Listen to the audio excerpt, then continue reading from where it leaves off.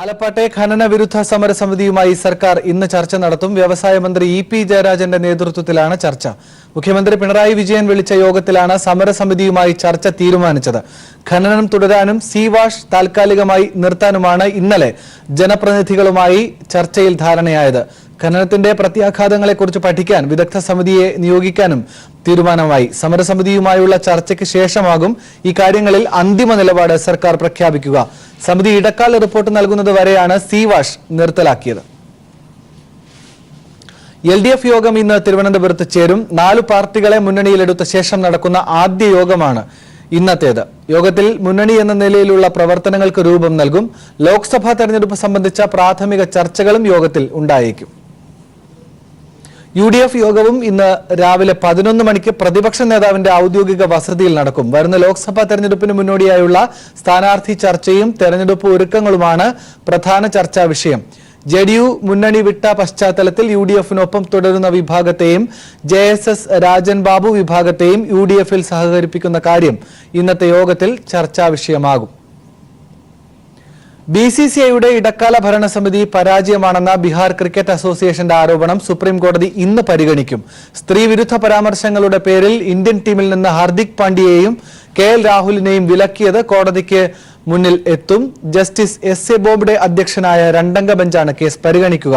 ഇടക്കാല ഭരണസമിതി അധ്യക്ഷൻ വിനോദ് റായിയും സമിതി അംഗങ്ങളുമായുള്ള തർക്കം BCCIയുടെ പ്രവർത്തനത്തെ ബാധിച്ചു എന്ന ആരോപണവും കോടതി പരിഗണിക്കും.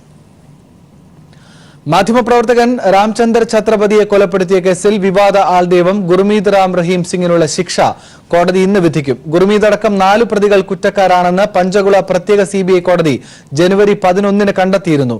സുരക്ഷാ പ്രശ്നങ്ങൾ മുൻനിർത്തി ഗുർമീതിനെ കോടതിയിൽ നേരിട്ട് ഹാജരാക്കില്ല.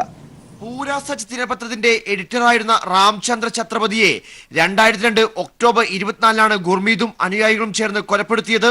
നീണ്ട 12 വർഷത്തിനു ശേഷം 2019 ജനുവരി 11 ഗുർമീതും 3 അനുയായികളും കുറ്റക്കാരാണെന്ന് കോടതി കണ്ടെത്തി. പഞ്ച്കുള പ്രത്യേക CBI കോടതി ജഡ്ജി ജഗദീപ് സിംഗാണ് കേസിൽ ശിക്ഷ വിധിക്കുക. ബലാത്സംഗ കേസിൽ ഇപ്പോൾ ജയിലിൽ കഴിയുന്ന ഗുർമീതിനെ കോടതിയിൽ നേരിട്ട് ഹാജരാക്കില്ല. സുരക്ഷാ പ്രശ്നങ്ങൾ മുൻനിർത്തി ഗുർമീത് ശിക്ഷ അനുഭവിക്കുന്ന റോഹ്തക് ജില്ലയിലെ സുനാരിയ ജയിലിൽ വീഡിയോ കോൺഫറൻസ് സൗകര്യം ഒരുക്കിയിട്ടുണ്ട്. കേസിൽ വിധി പറയുന്ന സമയത്തും ജയിലിൽ വീഡിയോ കോൺഫറൻസ് സൗകര്യം ഒരുക്കിയിരുന്നു. കുൽദീപ് സിംഗ്, നിർമ്മൽ സിംഗ്, കൃഷ്ണൻലാൽ എന്നിവരാണ് കേസിലെ മറ്റു പ്രതികൾ. 2006 രാംചന്ദ്ര ഛത്രപതിയുടെ കൊലപാതക കേസ് CBI ഏറ്റെടുത്തത്. ഗുർമീതിന്റെ സിർസയിലുള്ള ആശ്രമത്തിൽ സ്ത്രീകളെ ബലാത്സംഗത്തിന് ഇരയാക്കുന്നുണ്ടെന്ന വാർത്ത പുറത്തുവിട്ടതിന്റെ പ്രതികാരത്തിനാണ് ഛത്രപതിയെ കൊലപ്പെടുത്തിയെന്നാണ് CBIയുടെ കണ്ടെത്തൽ. ഇതിനുവേണ്ട തെളിവുകളും CBI കോടതിയിൽ നിരത്തിയിരുന്നു. ബലാത്സംഗ കേസിൽ കുറ്റക്കാരനാണെന്ന് കണ്ടെത്തിയ റാം റഹീം സിംഗിന് 2017 20 വർഷമാണ് കോടതി ശിക്ഷ വിധിച്ചിരുന്നത്. അന്ന് വിവാദ ആൾദൈവത്തിന്റെ അനുയായികൾ നടത്തിയ കലാപത്തിൽ 30-ലധികം ആളുകൾ കൊല്ലപ്പെട്ടിരുന്നു. ശിക്ഷാവിധി മുൻനിർത്തി പഞ്ചാബിലും ഹരിയാനയിലും കനത്ത സുരക്ഷ ഒരുക്കിയിട്ടുണ്ട്. News bureau, Delhi. തനിക്കെതിരായ FIR റദ്ദാക്കാൻ വിസമ്മതിച്ച വിധിയിലെ തെറ്റ് തിരുത്തണം എന്നാവശ്യപ്പെട്ട് CBI special director Rakesh Asthana Delhi ഹൈക്കോടതിയെ സമീപിച്ചു. അപേക്ഷ ഇന്ന് ഹൈക്കോടതി പരിഗണിക്കും. അഴിമതി നിരോധന നിയമത്തിലെ വകുപ്പ് പ്രതിപാദിക്കുന്നതിനിടെ തെറ്റുണ്ടായത് തിരുത്തണമെന്ന് അപേക്ഷയിൽ പറയുന്നു. കഴിഞ്ഞ വെള്ളിയാഴ്ചയാണ് ദില്ലി ഹൈക്കോടതി അസ്താനയ്ക്കും ഡെപ്യൂട്ടി സൂപ്രണ്ട് ദേവേന്ദ്ര കുമാറിനുമെതിരായ FIRകൾ റദ്ദാക്കാൻ കഴിയില്ലെന്ന് വിധി പറഞ്ഞത്. ഇവർക്കെതിരായ അന്വേഷണം CBI 10 ആഴ്ചയ്ക്കകം പൂർത്തിയാക്കണമെന്നും വിധിയിൽ പറഞ്ഞിരുന്നു. മൊയിൻ ഖുറേഷി കേസിലെ പ്രതിപട്ടികയിൽ നിന്ന് ഒഴിവാക്കാനായി ഹൈദരാബാദിലെ വ്യവസായിയിൽ നിന്ന് കോഴ വാങ്ങിയെന്ന പരാതിയിലാണ് ഇരുവർക്കുമെതിരെ കേസെടുത്തത്.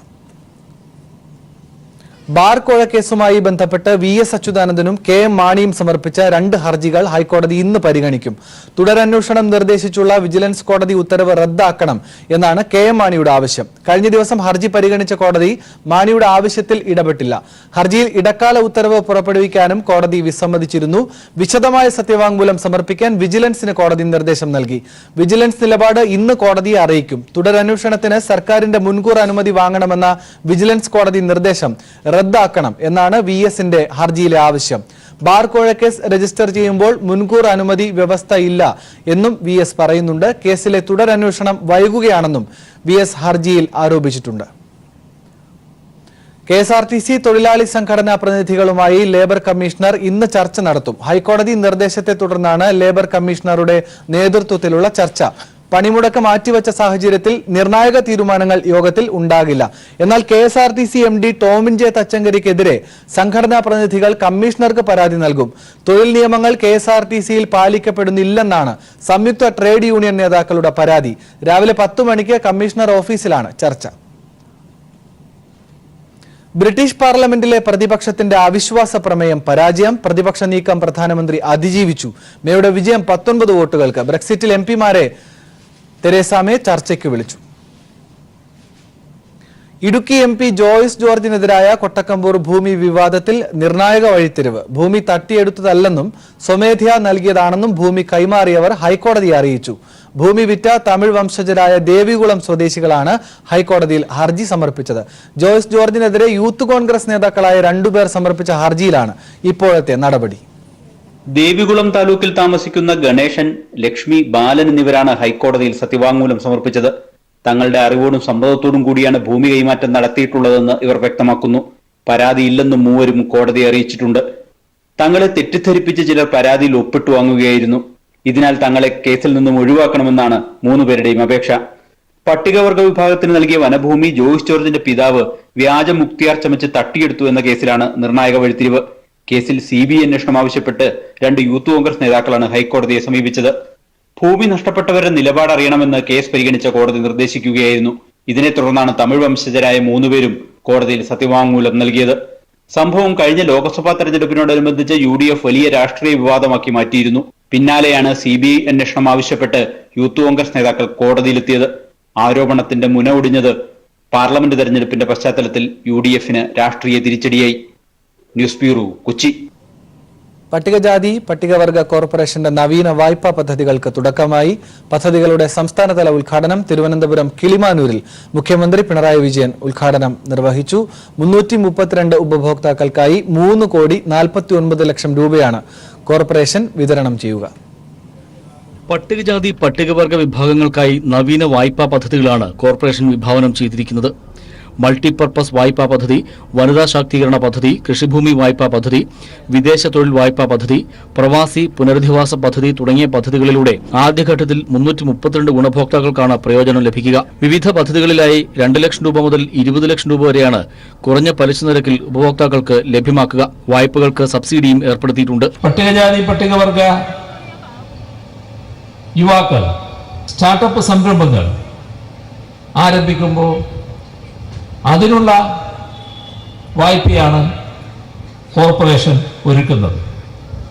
ഇങ്ങനെ നോക്കിയാൽ ഇന്നത്തെ സമൂഹത്തിൽ ഏറ്റവും പ്രധാനപ്പെട്ട ഒട്ടേറെ രംഗങ്ങളിലുള്ള ഇടപെടലാണ് കോർപ്പറേഷൻ നടത്തിയിരിക്കുന്നത്.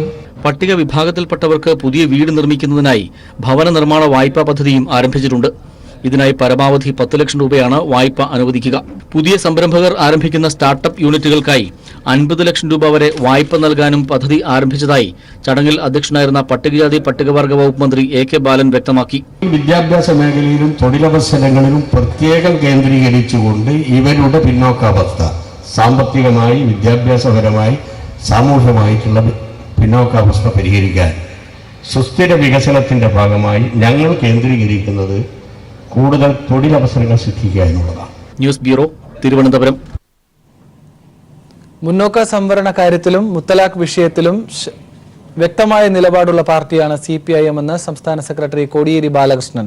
മുത്തലാഖിനെതിരാണ് CPIM. എന്നാൽ മുത്തലാഖ് നിരോധന ബില്ലിലെയും മുന്നോക്ക സംവരണ ബില്ലിലെയും വ്യവസ്ഥകളെ CPIM അംഗീകരിക്കുന്നില്ല.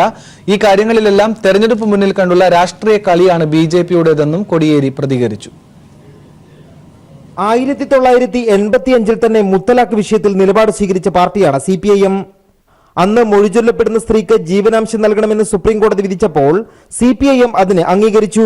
ഇതോടെ CPIM ശരീഅത്തിന് എതിരാണ് എന്ന പ്രചരണമുണ്ടായി. ഇപ്പോൾ സുപ്രീം കോടതി മുത്തലാഖ് നിരോധിച്ചപ്പോഴും CPIM വിധി സ്വാഗതം ചെയ്തു. എന്നാൽ BJP സർക്കാർ കൊണ്ടുവന്ന മുത്തലാഖ് ബില്ലിലെ വ്യവസ്ഥകളെ CPIM എതിർക്കുന്നു. കാരണം വിവാഹമോചനം മുസ്ലിം സമുദായത്തിന് മാത്രം ക്രിമിനൽ കുറ്റമാക്കുന്നതാണ് പുതിയ നിയമം. മൊഴിചൊല്ലപ്പെടുന്ന മുസ്ലിം സ്ത്രീകൾക്ക് തന്നെ ദോഷകരമായ വ്യവസ്ഥകളാണ് ബില്ലിലുള്ളതെന്നും കോടിയേരി പറഞ്ഞു. ഹിന്ദുക്കൾ വിവാഹമോചനം നടത്തിയാൽ സിവിൽ കേസാണ്. ക്രിസ്ത്യാനികൾ വിവാഹമോചനം ചെയ്താൽ അത് സിവിൽ കേസാണ്. എന്നാൽ മുസ്ലിമുകൾ വിവാഹമോചനം ചെയ്താൽ അത് ക്രിമിനൽ കേസാക്കി മാറ്റുന്നു എന്നുള്ളത് അത് മുസ്ലിമുകളോട് മാത്രം കാണിക്കുന്ന ഒരു വിവേചനപരമായ നിലപാടായതുകൊണ്ടാണ് ഈ ഓർഡിനൻസിനെ ഞങ്ങൾ എതിർത്തത്. മുന്നോക്ക സമുദായത്തിലെ സംവരണം കേരളത്തിലെ ഇടതുപക്ഷ സർക്കാരാണ് ആദ്യം നടപ്പാക്കിയത്. കേന്ദ്ര സർക്കാർ കൊണ്ടുവന്ന നിയമത്തെ അനുകൂലിക്കുമ്പോൾ തന്നെ അതിലെ ചില വ്യവസ്ഥകളെ CPIM എതിർക്കുന്നു. മുന്നോക്ക സംവരണ വിഷയത്തിൽ സംസ്ഥാനങ്ങൾക്ക് നിയമം നിർമ്മിക്കാൻ അനുവാദം ലഭിച്ചാൽ ഈ വ്യവസ്ഥകൾ ഒഴിവാക്കുമെന്നും കോടിയേരി പറഞ്ഞു. 8 ലക്ഷം രൂപ വരുമാനമുള്ളവർ പാവപ്പെട്ടവരാണ്. 5 ഏക്കർ ഭൂമിയുള്ളവർ അവർക്ക് സംവരണമാകാമെന്നാണ്. അത്തരം വ്യവസ്ഥകളോട് ഞങ്ങൾ യോജിക്കുന്നില്ല. സംസ്ഥാനങ്ങൾക്ക് റൂൾസ് വഴി തീരുമാനമെടുക്കാനുള്ള അധികാരമാണ് ലഭിക്കുന്നതെങ്കിൽ ഈ വ്യവസ്ഥ കേരളം അംഗീകരിക്കുകയില്ല. എല്ലാ സമുദായത്തിലെയും മുന്നോക്കക്കാരിലെ പാവപ്പെട്ടവർക്ക് സംവരണത്തിന്റെ ആനുകൂല്യം ലഭിക്കണം എന്നതാണ് CPIM നിലപാട്. മുത്തലാഖ് വിഷയവും മുന്നോക്ക സംവരണ വിഷയവും പരാമർശിച്ച് മോഡി കൊല്ലത്ത് നടത്തിയത് തിരഞ്ഞെടുപ്പ് പ്രചരണ പ്രസംഗം മാത്രമാണെന്നും കോടിയേരി പറഞ്ഞു. News bureau, Kannur. ബാർ കോഴക്കേസിൽ മാണിക്കെതിരെ തുടരന്വേഷണത്തിന് സർക്കാർ അനുമതി വേണ്ടെന്ന് വിജിലൻസ്. പുതിയ ഭേദഗതി അനുസരിച്ച് മുൻകൂർ അനുമതി ആവശ്യമില്ലെന്നും വിചാരണ കോടതി നിർദ്ദേശിച്ച കാര്യങ്ങൾ അന്വേഷിക്കാൻ തയ്യാറെന്നും ഹൈക്കോടതി നിർദ്ദേശിച്ചാൽ അന്വേഷിക്കുമെന്നും വിജിലൻസ് അറിയിച്ചു. വിവരങ്ങളുമായി സാലി മുഹമ്മദ് ചേരുന്നുണ്ട്. സാലി, എന്താണ് സർക്കാർ ഇക്കാര്യത്തിലെടുത്ത നിലപാട്? വിജിലൻസിന്റെ ഇതുമായി ബന്ധപ്പെട്ട നിലപാട് എന്താണ്? ആനന്ദ്, മാണിക്കെതിരായ ബാർ കോഴക്കേസിൽ തുടരന്വേഷണത്തിന് ഉത്തരവിട്ടപ്പോൾ തിരുവനന്തപുരം വിജിലൻസ് കോടതി ഒരു കാര്യം പറഞ്ഞിരുന്നു: തുടരന്വേഷണത്തിന് സർക്കാരിൽ നിന്ന് അനുമതി വാങ്ങണം. ഇതായിരുന്നു നിർദ്ദേശം. ഇതിനെ തുടർന്ന് തുടരന്വേഷണം അനിശ്ചിതത്തിലായിരുന്നു. ഇതിനെതിരെ, ഈ അനിശ്ചിതത്വത്തിനെതിരെ VS അച്യുതാനന്ദനും ബിജു രമേശും ഹൈക്കോടതിയെ സമീപിച്ചിട്ടുണ്ട്. ആ 2 ഹർജികളും ഒപ്പം അന്വേഷണം റദ്ദാക്കണമെന്നാവശ്യപ്പെട്ടുള്ള KM മാണിയുടെ ഹർജിയും ഇന്ന് ഹൈക്കോടതിയിലുണ്ട്. അപ്പോൾ കഴിഞ്ഞ തവണ ഇത് പരിഗണിച്ചപ്പോൾ മുൻകൂർ ഇക്കാര്യത്തിൽ ഇടപെടാൻ കോടതി വിസമ്മതിച്ചിരുന്നു, ഹൈക്കോടതി. പക്ഷേ വിജിലൻസിനോട് വിശദമായൊരു സത്യവാങ്മൂലം സമർപ്പിക്കാൻ നിർദ്ദേശിച്ചിരുന്നു. VS അച്യുതാനന്ദന്റെ ഹർജിയിലെ പ്രധാന കാര്യം ഇത്തരത്തിൽ മുൻകൂർ അനുമതി വാങ്ങണമെന്ന കോടതി നിർദ്ദേശം ശരിയല്ല, അത് റദ്ദാക്കണമെന്നുള്ളതാണ്. കാരണം ബാർ കോഴക്കേസ് രജിസ്റ്റർ ചെയ്യുമ്പോൾ മുൻകൂർ അനുമതി വ്യവസ്ഥ അഴിമതി നിരോധന നിയമത്തിൽ ഉണ്ടായിരുന്നില്ല എന്നാണ് VS കോടതിയിൽ മുന്നോട്ട് വെച്ച വാദം. അതിനെ തുടർന്ന് കോടതി വിജിലൻസിനോട് പറഞ്ഞിരുന്നു എന്താണ് വിജിലൻസിന്റെ നിലപാടെന്ന് ഇന്ന് അറിയിക്കാൻ. ഇന്ന് കേസ് പരിഗണിക്കുമ്പോൾ ഒരു വിശദമായ സത്യവാങ്മൂലം നൽകാനാണ് വിജിലൻസിനോട് നിർദ്ദേശിച്ചിരുന്നത്. നമുക്ക് ലഭിക്കുന്ന വിവരം, വിജിലൻസ് ഒരു സത്യവാങ്മൂലം തയ്യാറാക്കിയിട്ടുണ്ട്. ഇന്ന് രാവിലെ തന്നെ കോടതിയിൽ സമർപ്പിക്കും. അതിൽ വിജിലൻസ് പറയുന്നത് ഇപ്രകാരമാണ്: തുടരന്വേഷണത്തിന് സർക്കാരിന്റെ അനുമതി വേണ്ട, പുതിയ ഭേദഗതി അനുസരിച്ച് മുൻകൂർ അനുമതി ആവശ്യമില്ല എന്നുള്ളതാണ് വിജിലൻസിന്റെ നിലപാട്. അതുകൊണ്ട് തന്നെ കോടതി, വിചാരണ കോടതി, വിജിലൻസ് കോടതി നിർദ്ദേശിച്ച പ്രകാരം തുടരന്വേഷണത്തിന് വിജിലൻസ് തയ്യാറാണ്. പക്ഷെ അതിന് ഹൈക്കോടതിയുടെ അനുമതി വേണം അന്വേഷിക്കണമെന്ന്. കാരണം KM മാണിയുടെ ഹർജി പെൻഡിംഗ് ആയതുകൊണ്ട് തന്നെ ഹൈക്കോടതി അനുമതി നൽകിയാൽ അന്വേഷിക്കാൻ തയ്യാറാണ് എന്നാണ് ഇപ്പോൾ വിജിലൻസ് തയ്യാറാക്കിയിരിക്കുന്ന വിശദമായ സത്യവാങ്മൂലത്തിൽ പറയുന്നത്. അതിന് വ്യക്തമായി ഇങ്ങനെയാണ് വിശദീകരണം: അഴിമതി നിരോധന നിയമത്തിലെ ഭേദഗതി 17 പ്രകാരം മുൻകൂർ അനുമതി ആവശ്യമാണ്. പക്ഷെ ആ ഭേദഗതി വന്നത് 2018-ലാണ്. അതിനും വർഷങ്ങൾക്ക് മുമ്പ് 2014 തന്നെ KM മാണിക്കെതിരെ FIR ഇട്ടിരുന്നു. ആ സാഹചര്യത്തിൽ 17A പ്രകാരം മുൻകൂർ അനുമതി ആവശ്യമില്ല എന്നുള്ളതാണ് വിജിലൻസിന്റെ വാദം. അതിന് കാരണവുമുണ്ട്. KM മാണി ഏതെങ്കിലും ഔദ്യോഗിക കൃത്യനിർവഹണത്തിന്റെ ഭാഗമായി സ്വീകരിച്ചതല്ല ഈ അഴിമതിയും നടപടിയും. അതുകൊണ്ട് തന്നെ 17 ഭേദഗതി 17ന്റെ ആനുകൂല്യം KM മാണിക്ക് അർഹതയില്ല എന്നുള്ളതാണ് വിജിലൻസിന്റെ നിലപാട്. ഈ ആവശ്യത്തിൽ 2 ഹർജികൾ, VSന്റെയും പരാതിക്കാരനായ ബിജു രമേശിന്റെയും ഹർജികൾ കോടതിയിലുണ്ട്. സ്വാഭാവികമായി ഇന്ന് രാവിലെ തന്നെ കോടതിയിൽ ഈ കേസ് വരും. അപ്പോൾ വിജിലൻസ് ഈ നിലപാട് അറിയിക്കും. കോടതി എന്ത് പറയുന്നു എന്നുള്ളത് ഇക്കാര്യത്തിൽ നിർണായകമാണ്. കാരണം KM മാണി ഇതൊരു ഹർജി, തുടരന്വേഷണം തടയണം എന്നാവശ്യപ്പെട്ടുള്ള ഒരു ഹർജി KM മാണിയുടെയും ഹൈക്കോടതിയുടെ പരിഗണനയിലുണ്ട്. ഇതെല്ലാം ഒരുമിച്ചായിരിക്കും കോടതി പരിഗണിക്കുക. അതിനുശേഷം മാത്രമേ തുടരന്വേഷണം ഉണ്ടോ ഇല്ലയോ എന്നുള്ള കാര്യത്തിൽ ഒരു വ്യക്തത വരൂ. ശരി സാലി, ഏതായാലും ഇതിന്റെ നിർണായകമായ വാർത്തകൾ വരുന്ന മണിക്കൂറുകളിൽ നമുക്ക് ലഭിക്കുമെന്ന് തന്നെ കരുതാം. ഏതായാലും വിജിലൻസിന്റെ നിലപാട് സംബന്ധിച്ച് നമുക്ക് ലഭിച്ച സൂചനയാണ് ഇപ്പോൾ സാലി പങ്കുവച്ചത്. തുടരന്വേഷണത്തിന് ബാർ കോഴ കേസിൽ സർക്കാരിന്റെ അനുമതി ആവശ്യമില്ല എന്ന് വിജിലൻസ് കോടതിയെ അറിയിക്കുകയാണ്.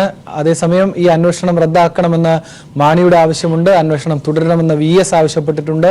ഈ നിലയിൽ എല്ലാ ഹർജികളും ഒരുമിച്ച് കോടതി അല്പസമയത്തിനകം പരിശോധിക്കാൻ പോവുകയുമാണ്.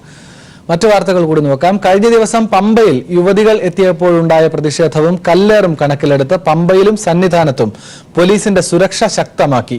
മലയിറങ്ങിയ സംഘപരിവാർ സംഘടനാ പ്രവർത്തകരോട് തിരികെ എത്താൻ നേതൃത്വം ആവശ്യപ്പെട്ടെന്ന രഹസ്യ വിവരത്തെ തുടർന്നാണ് സുരക്ഷ വീണ്ടും ശക്തമാക്കിയത്. യുവതികൾ എത്തുമെന്നത് തള്ളിക്കളയാൻ ആകില്ലെന്നും എത്തിയാൽ സംഘർഷമുണ്ടാക്കാൻ ചിലർ ശബരിമലയിൽ തമ്പടിച്ചിട്ടുള്ളതായും പോലീസ് പറയുന്നു. എന്നാൽ മകരവിളക്ക് ദിവസം അവസാനിച്ച നിരോധനാജ്ഞ വീണ്ടും പ്രഖ്യാപിക്കേണ്ട സാഹചര്യം ഇല്ല എന്നാണ് പോലീസിന്റെ അഭിപ്രായം. ശബരിമല ക്ഷേത്രം അടച്ചിട്ട് കാട് വന്യമൃഗങ്ങൾക്ക് വിട്ടുകൊടുക്കണമെന്ന് പ്രശസ്ത ഇന്ത്യൻ ഇംഗ്ലീഷ് എഴുത്തുകാരി അനിത നായർ.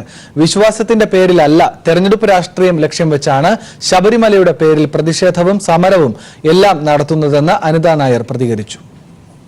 വിശ്വാസങ്ങൾക്കുമെല്ലാം അപ്പുറം പ്രകൃതിയെയാണ് ആരാധിക്കേണ്ടത്. ശബരിമല ക്ഷേത്രം അടച്ചുപൂട്ടി വന്യമൃഗങ്ങൾക്ക് പ്രദേശം വിട്ടു നൽകണം. ആ പമ്പ ഏരിയ ശരിക്കും ഒരു ടൈഗർ റിസർവ് ആണ്. അപ്പോൾ നമുക്കറിയാം നമ്മളുടെ ലോകത്തിലെ ടൈഗറിന്റെ പോപ്പുലേഷൻ കുറഞ്ഞു വരികയാണ്. കുറച്ചു കാലം കഴിഞ്ഞാൽ അവർ ഇപ്പൊ തന്നെ എൻഡേഞ്ചേർഡ് സ്പീഷീസിൽ വരുന്ന ഒരു ആനിമലാണ്. അപ്പോൾ എനിക്ക് തോന്നുന്നു ഏറ്റവും അധികം ചെയ്യേണ്ടത് നമ്മൾക്ക് മനുഷ്യന്മാരോടും അല്ലെങ്കിൽ ഒരു ദൈവം എന്ന് പറയുന്ന ഒരു പ്രതിഷ്ഠയോടല്ല നമ്മൾ കാണിക്കേണ്ടത്. നമ്മൾ കാണിക്കേണ്ടത് നമ്മുടെ പ്രകൃതിയോടാണ് നമ്മുടെ എലീജിയൻസ് കാണിക്കേണ്ടത്.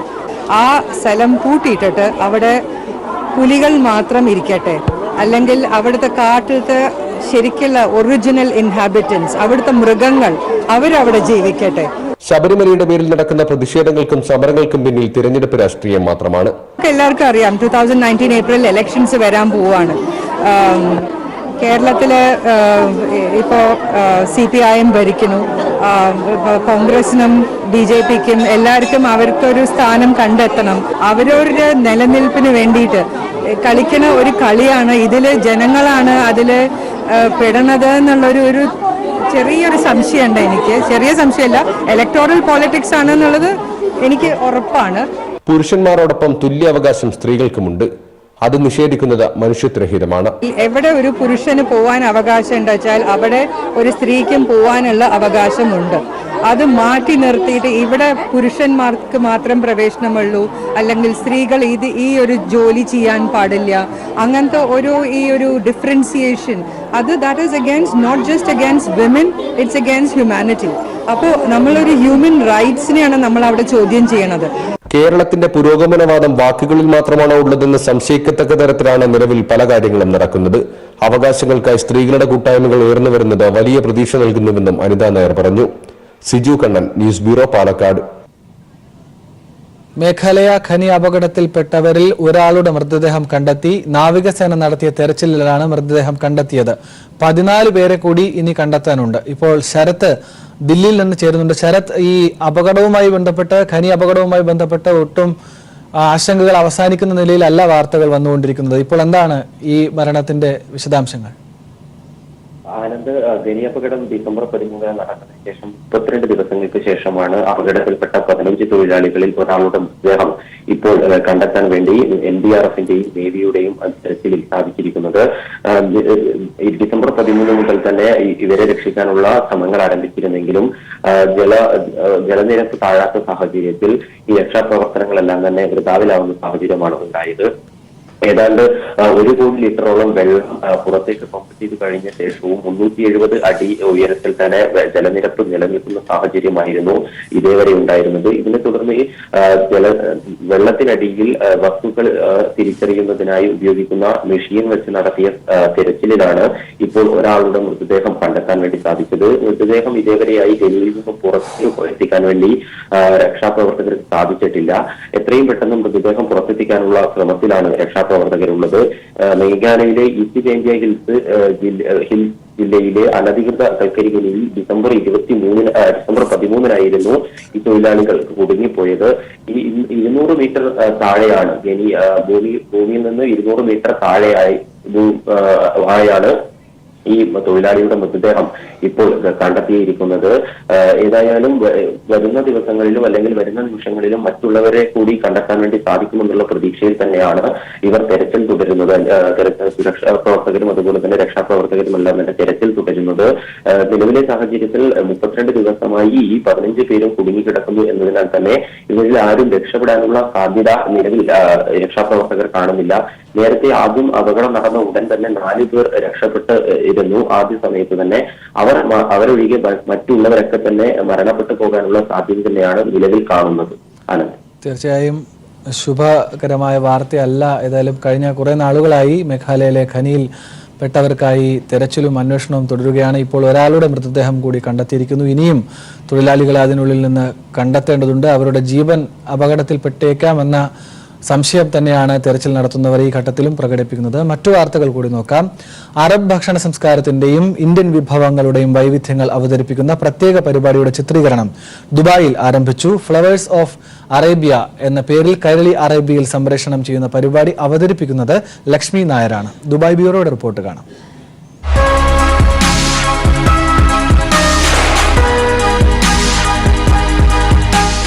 തനത് അറബ് വിഭവങ്ങളുടെ വൈവിധ്യം തേടിയുള്ള യാത്രയാണ് ഫ്ലേവേഴ്സ് ഓഫ് അറേബ്യ എന്ന പേരിൽ കൈരളി അറേബ്യയിൽ സംപ്രേഷണം ചെയ്യാൻ പോകുന്ന പരിപാടി. ലക്ഷ്മി നായർ അവതാരകയായി എത്തുന്ന പരിപാടിയുടെ ചിത്രീകരണം ദുബായിൽ ആരംഭിച്ചു. ദുബായ് കിസൈസിലെ നെല്ലറ റെസ്റ്റോറന്റിൽ വെച്ചാണ് ഫ്ലേവേഴ്സ് ഓഫ് അറേബ്യയുടെ ചിത്രീകരണത്തിന്റെ ആദ്യഘട്ടം ആരംഭിച്ചത്. ഇവിടെ ഇപ്പോൾ ഒരുപാട് ഒരു ഗ്രോയിങ് ട്രെൻഡാണ്. ഇപ്പോൾ അറബിക് ഫുഡിനോടൊക്കെ ആൾക്കാർക്ക് ഭയങ്കര ഒരു ഇഷ്ടമാണ്. കുറച്ച് കാലമായിട്ടുണ്ട്. ഇപ്പോൾ കേരളത്തിൽ തന്നെ പല ഭാഗങ്ങളിലും ഇപ്പോൾ അറബിക് ഫുഡ് ഭയങ്കരമായിട്ട് ഫ്ലറിഷ് ചെയ്യുന്നുണ്ട് പല റെസ്റ്റോറൻറ്റ്സും. അപ്പോൾ കുറച്ച് കാര്യങ്ങളെല്ലാം ഇവിടെ വന്നിട്ട് ആ ഒരു ഫ്ലേവേഴ്സ് കുറച്ച് എടുക്കാൻ പറ്റുമെന്ന് നോക്കുകയാണ്. പ്ലസ് നമ്മുടെ മലയാളികൾ ഇവിടെ ഏറ്റവും കൂടുതലുള്ള മലയാളീസാണല്ലോ. അപ്പോൾ അവർക്ക് അറബിക് ഫുഡിനോടൊപ്പം നാട്ടിലെ രുചികൾ, നാടൻ വിഭവങ്ങൾ ഇപ്പോഴും ഇവിടെയും കാത്തു സൂക്ഷിക്കുന്നു, ആ ഒരു രുചിഭേദങ്ങൾ. അപ്പോൾ ടോട്ടലി അറബിക് ഫുഡല്ല, എല്ലാം കൂടി ചേർന്നിട്ടൊരു ഫ്യൂഷൻ. ഇപ്പോൾ നാടൻ വിഭവങ്ങൾ, പിന്നെ ഉണ്ടാക്കുന്ന റെസ്റ്റോറൻറ്റ്സ്, പിന്നെ വീടുകൾ, കുറച്ച് നമ്മുടെ മലയാളി ഫാമിലീസുമായിട്ടൊരു ഇൻട്രാക്ഷൻ ഒക്കെ. നല്ലറ ഗ്രൂപ്പ് മാനേജിംഗ് ഡയറക്ടർ ഷംസുദ്ദീൻ നല്ലറ ചടങ്ങിൽ മുഖ്യാതിഥിയായിരുന്നു. ഇപ്പോഴത്തെ തലമുറയ്ക്ക് അറബ് ഫുഡ് അവർ നാട്ടിൽ നിന്ന് ഇഷ്ടപ്പെടുന്നുണ്ട്. അപ്പോൾ ഇവിടെ വരുമ്പോഴും അവർക്ക് അതൊരു കുറച്ചുകൂടി വ്യത്യസ്തമായിട്ട് അതിനെക്കാട്ടി ടേസ്റ്റ് ആയിട്ട് ഇവിടുത്തെ അറബ് ഫുഡ് ഇഷ്ടപ്പെടുന്നുണ്ട്. ആരോഗ്യകരവും രുചികരവുമായ അറബ് ഭക്ഷണ സംസ്കാരത്തെ പരിചയപ്പെടുത്തുകയാണ് ഫ്ലേവേഴ്സ് ഓഫ് അറേബ്യ എന്ന വ്യത്യസ്തമായ പരിപാടിയിൽ. UAE-യിലും മറ്റ് ഗൾഫ് രാജ്യങ്ങളിലുമാണ് ഫ്ലേവേഴ്സ് ഓഫ് അറേബ്യ ചിത്രീകരിക്കുന്നത്. News bureau, Dubai. രാജ്യത്ത് ആദ്യമായി നിർമ്മിക്കപ്പെട്ട സ്വർണ്ണ ഫ്രോക്ക് വിസ്മയമാകുന്നു. പ്രമുഖ ജ്വല്ലറി ഗ്രൂപ്പായ ചെമ്മണ്ണൂർ ഇന്റർനാഷണലാണ് 10 കിലോ സ്വർണ്ണത്തിൽ തീർത്ത ഫ്രോക്ക് വിപണിയിൽ എത്തിച്ചത്. 3.5 കോടി രൂപയാണ് ഗോൾഡ് ഫ്രോക്കിന്റെ വില. കണ്ണഞ്ചിപ്പിക്കുന്ന മാതൃകയിലാണ് ഗോൾഡ് ഫ്രോക്കിന്റെ നിർമ്മാണം. 10 കിലോയിലധികം സ്വർണത്തിനു പുറമെ നാച്ചുറൽ സ്റ്റോണുകളായ റൂബി, എമറാൾഡ് തുടങ്ങിയവ കൊണ്ടുള്ള അലങ്കാരവും പ്രകൃതിദത്ത നിറങ്ങൾ ഉപയോഗിച്ചുള്ള മിനാ വർക്കുകളും സ്വർണ്ണ വസ്ത്രത്തെയും കിരീടത്തെയും ആകർഷകമാക്കുന്നുണ്ട്. കോഴിക്കോട്ടായിരുന്നു ഗോൾഡ് ഫ്രോക്കിന്റെ നിർമ്മാണം. 5 പേർ ചേർന്ന് 5 മാസം നടത്തിയ അശ്രാന്ത പരിശ്രമം കൊണ്ടാണ് ഗോൾഡ് ഫ്രോക്ക് യാഥാർത്ഥ്യമായതെന്ന് ചെമ്മണ്ണൂർ ജ്വല്ലേഴ്സ് ഉടമ ബോബി ചെമ്മണ്ണൂർ പറഞ്ഞു. 5 മാസത്തിൽ കൂടുതൽ സമയമെടുത്തിട്ട് ചെയ്തതാണ്. വളരെ എക്സ്പേർട്ടായിട്ടുള്ള പണിക്കാര് വളരെ ഒരു ടീം വർക്കായിട്ട് ചെയ്തിട്ടുള്ളതാണ്. ഏകദേശം 3.5 കോടിയോളം രൂപ വില വരുന്ന ഫ്രോക്ക് ഈ മാസം 21 മുതൽ ചെമ്മണ്ണൂർ ജ്വല്ലേഴ്സിന്റെ തൃശൂർ ഷോറൂമിൽ പ്രദർശിപ്പിക്കും. തുടർന്ന് ജ്വല്ലറിയുടെ മറ്റു ഷോറൂമുകളിലും പ്രദർശനത്തിനെത്തിക്കുമെന്നും ബോബി ചെമ്മണ്ണൂർ അറിയിച്ചു. News bureau, Kochi. ബാലഭിക്ഷാടനം തടയുക എന്ന സന്ദേശവുമായി കശ്മീരിൽ നിന്ന് കാൽനടയായി രാജ്യം ചുറ്റുന്ന ദില്ലി സ്വദേശി ആശിഷ് ശർമ്മ മലപ്പുറത്തെത്തി. 17,000 കിലോമീറ്റർ നടന്നാണ് ബാലഭിക്ഷാടനത്തിനെതിരെ ഈ യുവാവിന്റെ പ്രചരണം. നഗരങ്ങളിലും തെരുവുകളിലും പതിവായി മാറിയ ബാലഭിക്ഷാടന കാഴ്ചകൾക്കെതിരെയാണ് ഈ യുവാവിന്റെ പോരാട്ടം. 17,000 കിലോമീറ്റർ കാൽനടയായി രാജ്യം ചുറ്റുക എന്ന ദൌത്യം അവസാന പാദത്തിലെത്തിക്കഴിഞ്ഞു. 28 സംസ്ഥാനങ്ങളിൽ 2,200-ലേറെ നഗരങ്ങളിൽ സഞ്ചരിച്ചു കഴിഞ്ഞു. യാത്ര കൊച്ചി തിരുവനന്തപുരം വഴി കന്യാകുമാരിയിൽ നിന്ന് തമിഴ്നാട്ടിലേക്ക് കടക്കും. ബാലഭിക്ഷാടനത്തിന്റെ ദൈന്യം നിറഞ്ഞ കാഴ്ചകളും യാത്രാനുഭവങ്ങളും ശേഖരിക്കുന്നുണ്ട്. മൊബൈൽ ആപ്ലിക്കേഷൻ ഉണ്ടാക്കി ഈ ദൃശ്യങ്ങൾ ഉപയോഗിച്ച് യാത്ര കഴിഞ്ഞും പോരാട്ടം തുടരും. In between 2014 to 16, I rehabilitated 9 kids from different parts of Delhi who were into the child trafficking, child begging and drug addiction. But at certain point I felt I might die, but I won't be able to send each and every kid to a school. Then I left my job and did research for 8 months and I find out that there are a hierarchy of 7 issues. രാവിലെ 8 മണിയോടെ ആരംഭിക്കുന്ന നടത്തം ദിവസം 30 മുതൽ 35 kilometre വരെ താണ്ടും. Mechanical എഞ്ചിനീയറാണ് ഡൽഹി സ്വദേശിയായ Ashish Sharma. KT Salih, Malappuram. അനശ്വര കഥാകാരൻ പൊൻകുന്നം വർക്കിയുടെ വിഖ്യാത ചെറുകഥ ശബ്ദിക്കുന്ന കലപ്പയ്ക്ക് ചലച്ചിത്രാവിഷ്കാരം. കോട്ടയം നവലോകം സാംസ്കാരിക കേന്ദ്രത്തിനു വേണ്ടി സംവിധായകൻ ജയരാജാണ് ഹ്രസ്വചിത്രം ഒരുക്കിയത്. ചിത്രത്തിന്റെ ആദ്യ പ്രദർശനം പാമ്പാടി പൊൻകുന്നം വർക്കി സ്മൃതി മണ്ഡപത്തിൽ നടന്നു. ഔസേപ്പ് എന്ന കർഷകനും കണ്ണൻ എന്ന ഉഴവുകാളയും തമ്മിലുള്ള ഹൃദയബന്ധത്തിന്റെ കഥയാണ് ശബ്ദിക്കുന്ന കലപ്പ. ജീവിത പ്രാരാബ്ദങ്ങളാൽ കാളയെ വിൽക്കേണ്ടി വരികയും പിന്നീട് അറവുശാലയിൽ നിന്ന് കാളയെ കർഷകൻ വീണ്ടെടുക്കുന്നതുമാണ് കഥയുടെ കാതൽ. പൊൻകുന്നം വർക്കിയോടുള്ള ആദരസൂചകമായി ശബ്ദിക്കുന്ന കലപ്പ ഹ്രസ്വചിത്രമാക്കാൻ മുൻ MLA VN വാസവൻ നേതൃത്വം നൽകുന്ന നവലോകം സാംസ്കാരിക കേന്ദ്രമാണ് തീരുമാനിച്ചത്. സംവിധായകൻ ജയരാജും ഒപ്പം ചേർന്നതോടെ ചിത്രം യാഥാർത്ഥ്യമായി. പ്രളയകാലത്ത് ദുരിതാശ്വാസ കേന്ദ്രത്തിൽ കണ്ടെത്തിയ പരമേശ്വരനാണ് പ്രധാന കഥാപാത്രമായ കർഷകനെ അവതരിപ്പിച്ചത്. കമ്പത്തും തേനിയിലുമായിരുന്നു ചിത്രീകരണം. ദേശീയ അവാർഡ് ജേതാവ് നിഖിലസ് പ്രവീണാണ് ചിത്രത്തിന്റെ ഛായാഗ്രാഹകൻ. സച്ചിൻ ശങ്കർ മന്നത്ത് സംഗീതവും ശ്രീജിത്ത് എഡിറ്റിംഗും നിർവഹിച്ചിരിക്കുന്ന ചിത്രത്തിന്റെ നിർമ്മാതാവ് ഡോക്ടർ സുരേഷ് കുമാർ മുട്ടത്താണ്. ആലാമ്പള്ളിയിലെ പൊൻകുന്നം വർക്കി സ്മൃതി മണ്ഡപത്തിന് സമീപം നടന്ന ചിത്രത്തിന്റെ ആദ്യ പ്രദർശനം കാണാൻ കലാ സാംസ്കാരിക രാഷ്ട്രീയ രംഗത്തെ നിരവധി പേർ എത്തിയിരുന്നു. TP Prashanth, news bureau, Kottayam.